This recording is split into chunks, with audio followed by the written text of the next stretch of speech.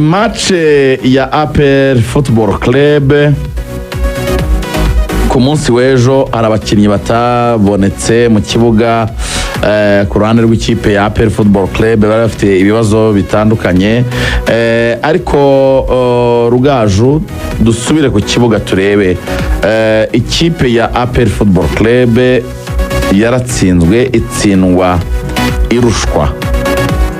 Nabonye hari abafana benshi binubiye uburyo ikipe yabitojwe, binubiye kalite z'abakinnyi bafite.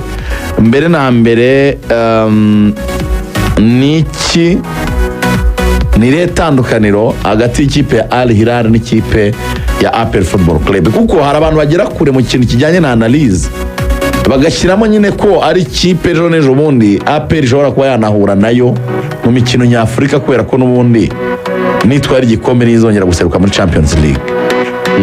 Ariko tubanze duhere kuri qualité de joueur vis-à-vis y'abakinnyi b'ikipe ya Al Hilal.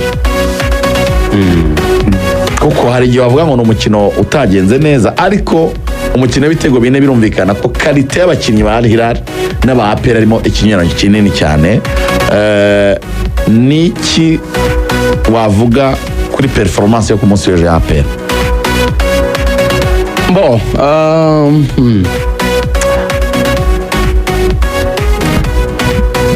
APR gukina na Hilal igatsindwa 4-0 yarushijwe ikijyanye na possession, yarushijwe ikijyanye no kurema uburyo, yarushijwe ikijyanye no kububyaza ibitego, yarushijwe ibijyanye no kugarira, yarushijwe mu buryo bwose tactically, physically, mentally, technically, aspect yose y'umupira barushijwe. Ni ikimenyetso cy'uko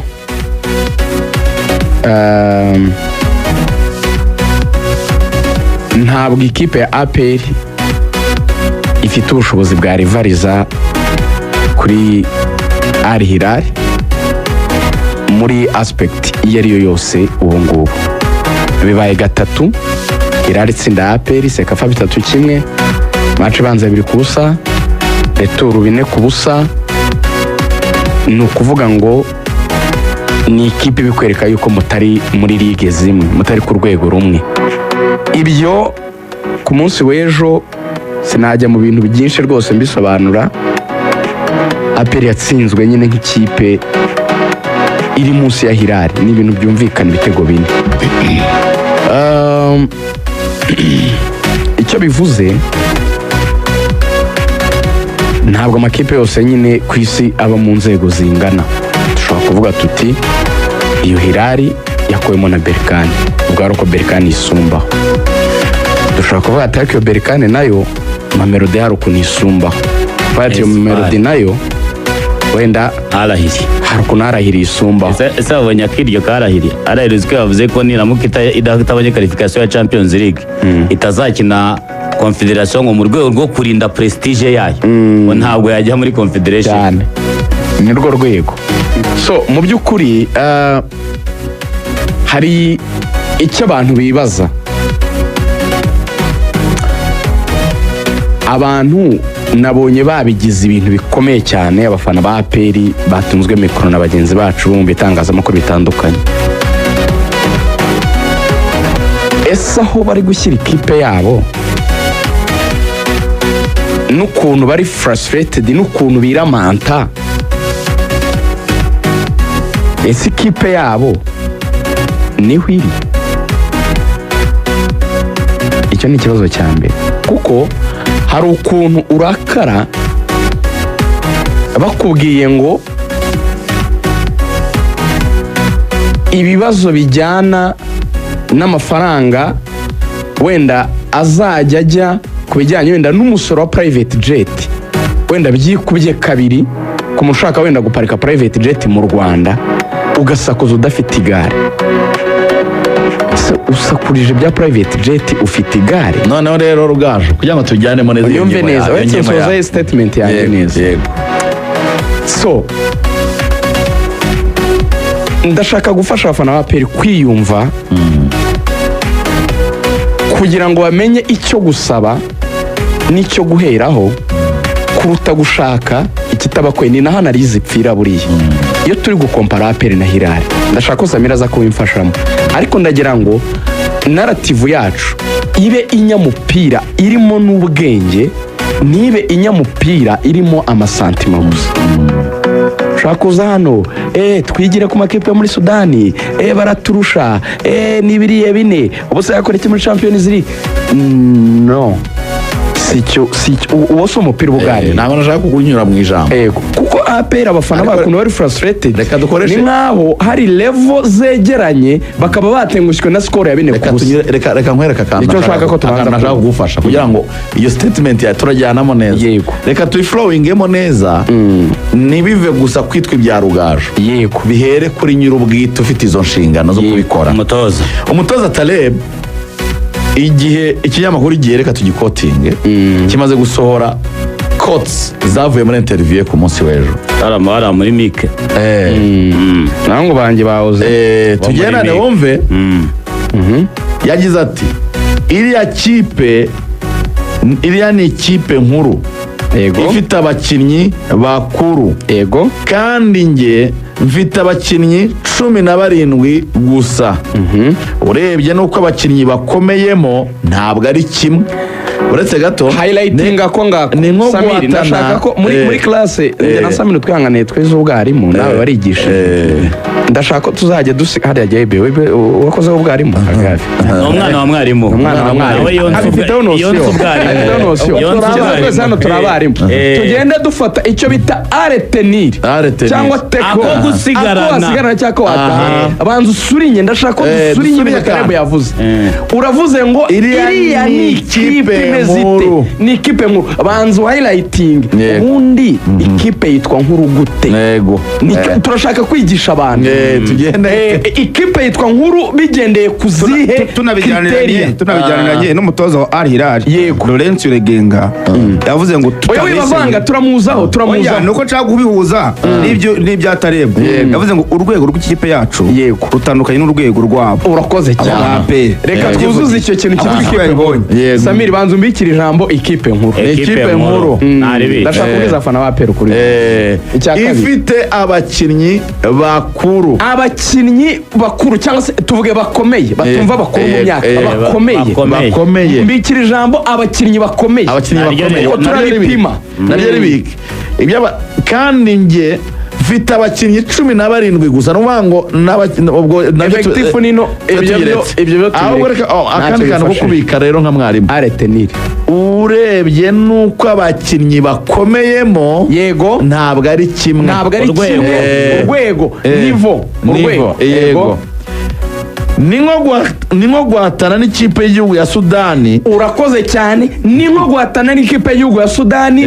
mbikira kano kajambo gasurinye Sami. ikipe y'igihugu ya Sudani kandi ifitemo abanyamahanga. mbikira ikipe y'igihugu ya Sudani uvuge ngo iheruka mu gikombe cya Afurika. mbikira ijambo iheruka mu gikombe cya Sudani yagiye mu gikombe cya Afurika ganira sigara bari kumwe mu itsinda. mbikira iryo jambo iheruka mu gikombe cya Afurika.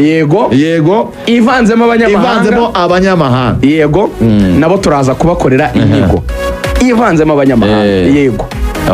ibindi yavuze byo biratangaje pe. ngo mpanganye n'amakipe yo mu Rwanda, si mpanganye n'amakipe yo muri Sudani. ndagushimiye cyane Taleb ko wavugishije ukuri. ntabwo umuntu w'imyaka 70 wabaye mu mupira imyaka 40 ari bwo buzima bwe. yarambwiye ngo mbaye mu buzima bw'umupira imyaka irenga 50, ahubwo rugara ati ngewe nabaye mu buzima bw'umupira kuva ndi mu myaka mito cyane. ati ubuzima bwanjye bwose ni football. ngo kuva mpanganye n'amakipe yo mu Rwanda, si mpanganye n'ayo muri Sudani cyane. kuva natangira irushanwa niko nabwiwe. niko nabwiwe no kuvuga ngo badatabu nibyo bishatse kuvuga. niko babizi, ni nako babyemera. yego si bo bazatwara igikombe. urebye kugeza ubu nitwe turi ku gikombe. si izatwara igikombe ninjye uzagitwara. reka rero mbabwire aretenire. ubundi analize ni iki? analize nziza nibyo nshaka abantu bumva. ni analize itarimo amarangamutima, irimo ukuri. ninza hano ngatuka abakinnyi ba APR nkabita baswa, ndaba mbarenganya kuko sabaswa kuko nibo ba mbere mu makipe yo mu Rwanda. Samir, turi kumwe cyane, nibo ba mbere. Ahubwo njyewe umufana wa APR uri kwikompara na Hilal namubwira nti ubwo wowe wasohotse muri shampiyona y'u Rwanda kuko Hilal si yo mu Rwanda, wowe wagiye ahandi, aho wagiye wenda niho turi buganire. Munyumve neza ibyo ndi kuvuga. Hilal na Merek si amakipe yo mu Rwanda, ni amakipe y'abashyitsi yo muri Sudan. Yaje adusanga arimo ni kipigo tena kara arakubita kandi ababaza cyane. Ariko ikibazo dukwiye kwibaza mu ndorerwamo y'ukuri, ese aba bantu batumye murakara gutyo ubundi nibo mukina muri kuri level yabo? Ntabwo ari bo mukina. Ibyabarakaje nibyo dushaka wenda kuganiraho. Ariko mbere yo kujyaho ndashaninga Tarebo gato mpite nizera muri Arteniriya.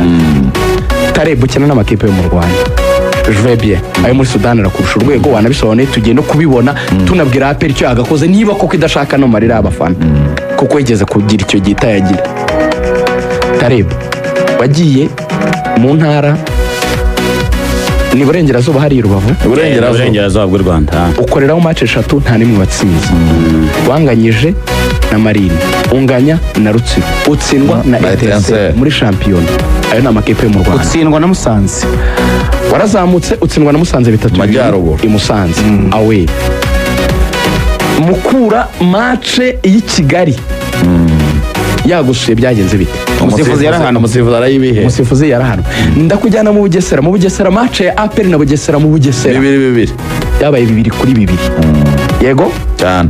Ndakwambutsa Samir, mfatira katurebe. Ega biroroshye, ndashaka buri kipe yose kuri table. Yego kwizige dufite ego, mfatira buri kipe yose kuri table yose kuri table. Rayon Sport twagiye, Rayon Sport rero bananiwe kwitsinda. Yego ugenda uzifata izo mu Rwanda. Kiyovu Sport wibuke match ya hari ingingo bigeze gukina, match twarayikoranye bavuye muri hato, twarayikoranye yari muri Peace Cup right, yari muri shampiyona bamwishyuye ku minota 87 igitego cya Omedi Kisho. Kiyovu hari match batayitsinze. Yego Polisi menya barazinganyije zombi, ahubwo baranganyije ariko yo nabatwaye n'igikombe muri iki gikombe cya ntuza cy'ubutwari. Yego Mukura twayivuze, Marine twayivuze. Mukura hari match batayitsinze banganyije hano i Kigali hanwamo n'umusifuzi. Marine hari match banganyirije Rubavu. Komeza. Bugesera twayivuze baranganyije. Bugesera hari match banganyirije mu Bugesera. Musanze nabwo bayitsinda, hano bayitsinze 2-1 ku Musanze. Musanze bakubitiye wabo 3-2. Gorira igitego cyo ku munota wa nyuma. Gorira yatsinze iminota yarenze, yatsinze bongeye iminota 5 ku munota wa 6. nta match banganyije ahubwo match ari nabwo hari match banza baranganyije 0-0 Gicumbi na friendlies ebyiri ndi gutozanya cyasa nungirije kirasa yananiwe kuntsinda izo zireka kubera ko dawe yarakimeze neza, ariko nabwo ntiyatsinze. Gicumbi barayitsinze. Kipe z'amasebuke AS Kigali ntibarakina retour, ariko barayitsinze. Amagaju barayatsinze. Yego ariko AS Kigali barayitsinze. baranganyije Inyamirambo ari gukora ijoro nk'iya gatatu, ahubwo muri joro enye za mbere 5 za mbere. Ibyo birasaba ko tubireba bigiye kure. Yego sinshaka ko mujya muri Sudani. Iyo Sudani mujyamo murashaka iki kuri Sudani? Mwayihoreye mwagiye kuri Sudani, mwabanje mukareba ibiri mu rugo bya Sudani ko tubizaho ko ari take home, ko ari ibyo gucyura yo kujyana mu rugo. APR se ujya ngo na AS Kigali baranganyije kimwe tariki 28 z'ukwezi kwa 11 wakomeza ndabyibuka naho ntacyabaye ejo. Amagaju barayatsinze. Etincelle irabashota. Etincelle muri shampiyona n'ejo bundi ejo bundi duheruka yibatsinda bakanabwira ati munarareyo bakaza kwikora mu mupira. Turajya kuri Muhanga barayitsinze na Rutsiro. Mu Rutsiro baranganyije match ya mbere 2-2 baranganyije Rubavu. So Rugaju nazishoje zose aperi nta nazizemo makipe atanu yatsinze recto verso mu manota 90 yashobokaga 90 y'amakipe yo mu Rwanda. aperi ifite mu makipe yo mu kugeza Rwanda aho bigeze ubu kugeza aho bigeze ubu amanota 90 yashobokaga aperi ifitemo amanota 56 Reka nkubwire- yatakaje amanota 38 reka nkubwire uburyo Imana ari birarenga bibiri bya gatatu by'amanota kwizigira nico saa 12 n'ice z'igitondo ndagenda ncana nyine itara gato hari utuntu nari ndi gusoma hari agatabo ndi gusoma njya mbyuka ngasomaho byibura nka paje nk'eshatu ndasoma ndangije ndi gusomaho paje nk'iya kabiri nibwo aka kantu kanjemo ndavuga ariko ubundi aperi igitsinda ikintu cyitwa gutsinda ubundi usibye kubabara ngo yatsinzwe igitsinda ikintu cyitwa gutsinda aperi igitsinda none nibwo nibutse ko amakipe amenshi n'amato itayatsinda dukoze umwitozo dusanga aperi nta makipe atanu yo mu Rwanda yatsinze recto verso ubundi icyo bisobanuye ikipe ifite iyo shusho isa gutyo iyo kipe iroroshye kuko ntufite ikintu cyitwa kudomina ntushoboye nta mbaraga ushobora kwitwa uwa mbere ariko kwitwa uwa mbere mu baswa ushobora kwitwa umunyembaraga mu banyantege nke aperi ntikomeye niba udashobora gutsinda recto verso amakipe atanu mu makipe 18 ntabwo ukomeye ntabwo ukomeye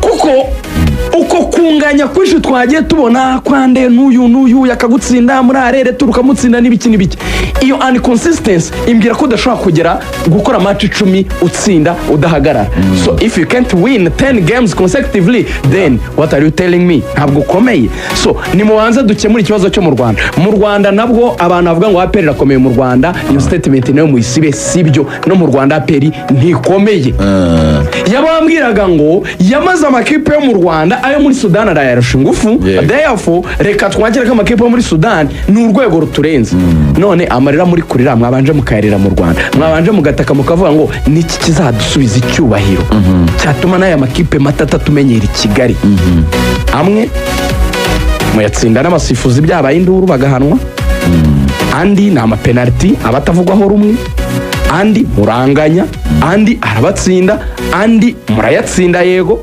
ariko niryari aperi gikora score ya 3-0 ya indi tuvuga ngo ni score ya indi hamenye ikonvenka ni gake cyane ni kuri Rayon ni kuri Gasogi ni match zitarenze nk'eshanu yashoboye gutsinda nyine ifite conviction ya difference y'ibitego biri kuzamura icyo bisobanuye se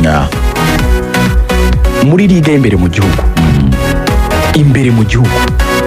aperi ntabwo ikomeye ni iya mbere ariko ntikomeye kuko ikinyuranyo cyayo urakibura ni ukuvuga ngo icyo bita kumarika diferanse urabibura ntikora ikintu gituma ubona koko umweru n'umukara watandukanye na oranje ya Bugesera ntikora ikintu gituma ubona umweru n'umukara watandukanye n'icyatsi n'umweru bya Kiyovu ntabwo ibara rya aperi ripika mu bandi ngo yitarure Amerika ari ukuntu igivuga ngo yahawe misiyo n'Imana ngo ni impinga iri ku musozi ngo yitaruye ngo ireberera abandi ku isi hari ukuntu Amerika ikora ibintu ukabona itandukanye na Nepal hari nk'ibintu Amerika ikora ikazana nk'amaduri ikamukura iwabo ikamugeza muri Amerika ukavuga ati icyo kora nk'ibi bintu probably ubundi ntabwo bwashoboka so hari ibintu ukora iyo uri club hari ikintu ukora abandi bose bagatinya bakavuga ngo si n'ikibazo cy'amanota niyo urebye gusa na resulta icyatsi ubwo kimarika gutsinda icyatsi ukabona 10 games win consecutively aperi ntigikora match 5 bise murarira ngo muri Sudani babatsinze 4 nta level nta rwego n'ikipe nto isanzwe mu kibuga icyo abantu banibaza kuri interview ya Taleb unahuza n'ibi bya Rigani nyine niba ikipe kuri level uvuga ngo sinshoboye no guhangana n'amakipe muri Sudan manzi ushoreye mu Rwanda yo wayashoboye mbere yo gusimbuka mu Rwanda turimo turanariza tugasanga nayo ntuyashoboye cyane ariko noneho ayo muri Sudan kuko hari umuntu challenge narambwa ati aperi iyo igura abakinnyi igurira uruhando mpuzamahanga nabyo ntitubivemo urumva kandi urumva nko mu bakinnyi uhinjiyemo neza kugira ngo tugaragaze n'uburyo n'abakinnyi ba APR badatandukanye n'abakinnyi b'andi makipe ari muri shampiyona yacu cyo tuvuga abanyamahanga bakina muri shampiyona yacu bakora diferanse mu ngo abanyamahanga ba APR bo ni abanyamahanga bakora diferanse ku ba Rutsiro ku b'Amagaju ku banyamahanga wenda ba Kiyovu n'abanyamahanga b'andi makipe oya kuko bose basangiye ikintu cyo kuvuga ngo umunyamahanga wese uri mu Rwanda abo wa APR abo w'Amagaju ntahamagarwa mu ikipe ye y'igihugu urumva ngo umunyamahanga w'Amagaju ntahamagarwa no APR ntahamagarwa Watara ntahamagarwa mu ikipe y'igihugu Dawo ntahamagarwa none nabaje bahamagarwa urebe uburyo APR nyine isa nayo nasubiza inyuma abakinnyi baje ari beza bakajya hasi nka Madusi yaje ahamagarwa ubu ntagihamagarwa kubera ibibazo babiriyo by'umukinnyi udakina na Omedi harabura gake akava Omedi nawe ntekereza ko bagane bongera guhamagara hari ubwo batazamuhamagara Sekiganda yaje abanzamo mu kipe y'igihugu ya Uganda we nabanzagamo noneho ariko kuva hagiye muri APR ni ibibazo bikomeye cyane mu kipe y'igihugu igisobanuro Dawuda bose niwe ngo abakinnyi ba APR haba abanyarwanda haba abanyamahanga nta difference irimo hagati y'abakinnyi ba APR n'abandi makipe asigaye niyo mpamvu no mu kibuga bagezemo uretse kumva ngo ni APR gusa n'ubundi mu kibuga bagezemo match ubona iri balance urumva APR bikina nabi indi kiba ari gukina ikina nabi bikarangira ubusa ku busa cyangwa ari kimwe ku busa bigatuma tuvuga ngo habayemo ibintu binibi ngo APR ibona ikina ntabwo ubona ikina nk'ikipe nkuru uretse kumva ngo ni APR gusa hari ibice bitatu byitwa ikipe ikintu cyitwa ikipe y'umupira w'amaguru ikipe y'umupira w'amaguru nicyo bita fondation donc uwuya abo turi bo ibyo twubakiyeho uko twashinzwe abadushinze icyo badushingiye mission vision biriya nyine biba byanditse bigutandukanya n'abandi tuvuga ngo Kiyovu ni yaha yashinzwe n'abandi yaba bimeze uko bimeze uko igice cya kabiri ni igice faranga ubucuruzi amafaranga ikoresha budget wise aho yakura kwiyabona level y'ayo mafaranga nyine naho yayigeza n'intumbero project nyine icyo ishaka kugeraho vis-a-vis y'amafaranga ifite igice cya gatatu ni igice cy'abakozi abantu nyine muri manirso abakozi babo nyine abakozi kuvuga ngo abarokirita ni bande abatoza ni bande abakinnyi ni bande bijyanye na niveau yabo aho niho upimira ukamenya urwego bita equipe reka mbanze nakire ku cyitwa urebye fondation yayo uya abo baribo APR ni ikipe ikomeye yashinzwe n'ingabo za APR nyine hamwe Patriotique Rwanda ibyo abantu barabizi ni abantu bakomeye n'ubu ni abantu bakomeye usibye n'icyo gihe n'ubu bayishinga n'ubu ni abantu bakomeye so usubije nyine amateka inyuma APR ntabwo ifite ikibazo cy'icyo twita administration ntabwo ifite ikibazo cyo kudefininga intego n'ikigomba guhagararira kuko niba ari ikipe y'ingabo zabohoye igihugu birumvikana imbaraga nyine igomba kuba ifite bijyana n'izo ngabo nyine icya kabiri APR ni igice kijyana no kuvuga ngo uburyo buzatuma twiha intego uburyo faranga bumeze bute ntabwo navuga ngo APR iri mu kidakama ifite amafaranga budget ifite aho yahera naho yagarukira hari amakipe muri Afurika irusha ubushobozi hari n'ayandi menshi ayirusha uburyo ariko kubigira ibyo bice cyangwa byinshi igice gikomeye cya gatatu aricyo twavuze cy'abakozi bakora aho hantu nicyo gifite umumaro ukomeye ni nacyo gituma za ntego ba bantu bayishinze muri A twahereyeho imbere zigerwaho ubwo ni abakozi mu bakozi muri APR rero niho harimo gap ngahe aho APR irwaye APR irwaye muri transfer policy kandi birwaye imyaka myinshi uko ifite abayigurira abakinnyi abayitoza n'abakinnyi bayikinamo bikorwa nabi cyane ni nayo mpamvu abayobozi hejuru bo bazi mission na vision y'ikipe nicyo bayishakagamo bayishinga baba baracyane ariyo mpamvu navuga ni bishakemo uburyo bagomba kubaka icyo gice cya nyuma cy'abakozi igice cya kabiri baravuga ngo gikoreshwa nabi cy'amafaranga APR imaze gutanga hafi miliyoni irenga y'idolari ku bakinnyi imaze kugura mu myaka 3 b'abanyamahanga gusa baba baswitchinga system bahindura politiki ayo mafaranga kuba atarabyara umusaruro si ikindi nuko uburyo akoreshwa abakinnyi izana ntabwo bikoze neza kubera iki bidakoze neza iyo uganira n'abantu muri aperi bakubwira ko modo aperi iguramo abakinnyi ntabwo ariyo. aperi abantu baraza bakayikorera icyo nakwita nko kuyipicinga abakinnyi. Aja akareba umuntu uri close muri aperi ushobora kugera ku bayobozi bayo akavuga ati hari umukinnyi witwa Mamadusi, hari umukinnyi witwa gutya, hari umukinnyi witwa gutya, akaza agapureyinga video. Ubwo baba bicaye ari abayobozi ba aperi, umuvandimwe witwa Sam Karenzi niwe yigeze gukora icyitwa icyumba cy'ibanga, sindi buvuga amazina, ariko abo bayobozi ni abayobozi ba aperi muzi guhera ku rwego rwo hejuru, abayobozi batari munsi nk'abarindwi, bakabereka video ntoya bakareba uyu mukinnyi sava, uyu profile, ibintu nk'ibyo. Hanyuma bakavuga ati dufate uyu turekuye. Mu by'ukuri ntabwo ari modo igurwamo abakinnyi mu isi ya none. aperi ikwiye kubaka inzego igakomeza kuyoborwa gisirikare nibyo, ariko ikagiramo igice cy'abanyamupira b'abatekinisiye no kote tekinike mugane wandagisha tekinike ikomeye mu kugura abakinnyi, mu kubaka projet y'igihe kirekire, mu kuzana abatoza, mu kumenya ngo uyu mutoza tuzanye n'abakinnyi dufite nabahe, identity ishaka kuranga imikino yacu ni iyihe, twihaye projet yo kujya mu matsinda mu myaka ingahe. aperi ukuntu ibaho itizazi iyo budget ibonetse nibwo bahita bamenya uko bayipangira ku isoko. Nono abaje bagahita bapropose abakinnyi ako kanya bahenze, bagahita babazana bya huti badafitinga mu cyo wenda bihaye nka projet, nono bakabashyira mu kibuga bagasanga benshi babibeshyo nta ma profit, bahora n'ikipe zifite umurongo na structure nka za Hilal zikabatera bine.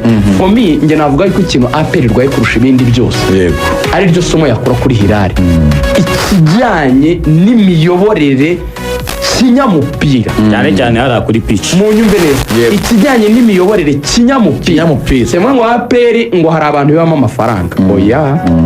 Simvuga ngo aperi budget yayo ngo ni nto cyangwa ni nini, oya. Simvuga ngo abayobozi bayo ni abantu babaswa badashoboye kuyobora, oya. Kuko n'izindi na perezi ntiyakinnye umupira, si ikibazo cyo kuba ikipe yabiyoborwa na general, kuko ni umu administrative. Ntabwo umuyobozi wa Azam ari umukinnyi w'umupira, no. Ntabwo umuyobozi wa Simba ari umukinnyi w'umupira, no. Uwo ni umu-administrateur. Dutandukanye rero ibintu bibiri. Aba-administrateurs ntabwo ari abatekinisiye. aperi ikibazo administration ntirashyiraho urwo rwego ruri for rw'abatekinisiye, bayiha abantu bakwiye gukora cya kindi aba-administrateurs bifuza. Urabibona? Yego. Nuvuga ngo aho rero hazamo ikibazo, administration ifata amafaranga mu gihe yabonye, iyo amaze kuboneka ikahereza abantu basanzwe hano b'i Kigali bari aho ntari buvuga amazina b'abajene bato bafite ubumenyi buciriritse, badafite expertise yo kurenza bafite ubumenyi urwego rw'i Kigali. Urabona abantu bayigurira, reka ko wararebye match nyinshi ntabwo bikugira umutekinisiye. Nyine kuvuga ngo umuntu ngo ni CEO mu ikipe runaka, ngo yabaye mu gihugu runaka, ngo azinga iki, ngo umuntu ngo yabaye ngo mu kuzamura ngo wenda ngo akademi ngo y'ahantu runaka, yahangana na Mukura kuko niyo modibamo, yahangana n'Amagaju kuko niyo modibamo, yahangana na Bugesera kuko niyo modo ibamo. Icyo yayirusha nuko amafaranga yari afite yashyizemo akadiferanse gato, ariko ikigushyira kuri level y'ameza nyafurika bya bindi twavuze areteniri bitatu kugira ikipe ikaba nkuru. Kuba nkuru ni ukuvuga ngo ni ukubanza kugera kuri table y'amakipe akomeye. Ari igihe amatsinda imyaka 7 ishize abakoze bakomeye. Icya gatatu ari nacyo yavuze gikomeye cyane, noneho kuvuga ngo turahorayo nk'uko Samira yabivuze, kugerayo kugumayo no kugira abakinnyi bazahora bifuza kuzayo n'abatoza bazahora bifuza kuzayo bakomeye. Naguciye mu ijambo ko mfite iminota 2. Taleb akaba avuga ati mfite abakinnyi 17 kandi nabo batari ku rwego rwiza. Mwabagabo mwe, aperi akaba ari izatwara igikombe cya shampiyona mu Rwanda, izagitwara. None bizagenda gute ku ruhando mpuzamahanga? Ikibazo kigufi ni kimwe, nta kintu na kimwe kizaba ku ruhando mpuzamahanga kizahindura ikiba muri shampiyona y'u Rwanda. icyo kintu mucyumve neza. Yaba ingingo ngari tuzadevelopa ubutaha, Yego. ariko nta kintu nzabona gitandukanye. Niba udapika imbere ya Bugesera na Kiyovu, ntabwo uzajya gupika imbere ya Hilal na za Mamelodi. uzi icyo bisobanura se? Abafana ba APR bafata iriya ntare iri muri logo, bagafata n'ubushongore n'ubukaka bw'ingabo z'u Rwanda, bagafata n'imbaraga z'abantu bayiyobora, bagatekereza ko ari byo ariyo kipe ya reflection iba mu umukara kibuga. n'umweru. Ibyo bintu biratandukanye. Icyo bita administration ya APR ni ikintu giteye ubwoba. Adiri yarambwiye ngo le généraux de APR ngo ntabwo ari abajenero ba APR gusa, ngo ni abajenero b'umugabane. Ni bamwe mu basirikare bakomeye ku mugabane wa Ingabo Afurika. Abo zikomeye basirikare cyane. b'iki gihugu Yego. ni bamwe mu basirikare bakomeye ku mugabane. Niyo mpamvu bajya no gutanga umutekano ahandi. Ntabwo ari abantu basanzwe.